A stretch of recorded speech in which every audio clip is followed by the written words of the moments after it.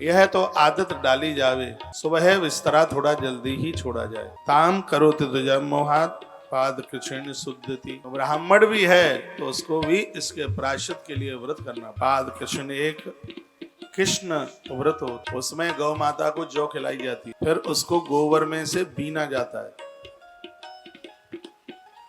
फिर उसको गौ माता के गौमूत्र में धोया जाता है, फिर उसको सिलुड़िया के ऊपर बटना पड़ता है और फिर उसको जल के साथ लिया जाता है 3 दिन।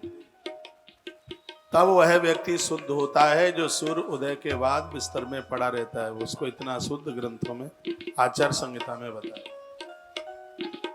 उसको इतना अपवित्र कहा जो सूर्य उदय के बाद जो बिस्तर पर पड़ा रहता है। देह के 9 दरवाजों में से विकार सूर्य उदय के बाद उन इंद्रियों में से बहुत प्रभावित होता है जिसमें व्यक्ति संपूर्ण रूप से अपवित्र होता है। इसलिए सूर्य उदित से 1 घंटा 24 मिनट पहले नींद खुले उसको अति शुभ माना गया। कलयुग में लोगों की उम्र क्यों कम हो गई?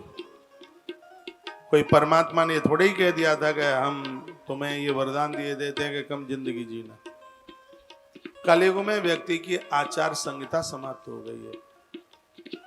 उसके भोजन की प्रक्रिया, जगने की प्रक्रिया, सोने की प्रक्रिया लुप्त हो गई, समाप्त हो गई और उसका असर उम्र के ऊपर पड़ा, इसलिए आयु का शोषण हो गया। मेरी बात आप काट नहीं पाएंगे, क्यों? क्योंकि मैं प्रमाण के साथ बात कह रहा हूं। लिखा है ब्रह्म मुहूर्त या निद्रा सा पुण्य क्षय कारिणी।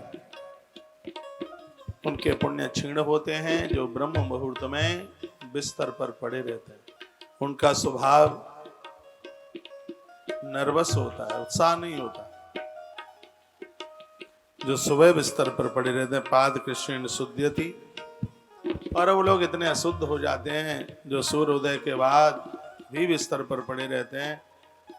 उनको 3 दिन तक गौ माता के गोबर में से जौ बीन करके उनको गौ माता के गौमूत्र में उन्हें धोकर फिर उनको बटकर 3 दिन उसको लिया जाए और कुछ न खाया जाए, तब कहीं स्त्री पुरुष शुद्ध होते हैं। अब आप तो सोच रहे हैं कि ये कैसी बात कर रहा है, मैं तो ठीक ही बोल रहा हूँ।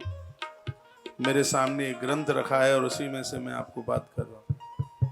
प्रातः काल उठने के बाद स्नान से पूर्व जो आवश्यक विभिन्न करते हैं, शास्त्रों में जिनको बताया गया है उन्हें आप पूरा कीजिए। उसके बाद ब्रह्म मुहूर्त में स्नान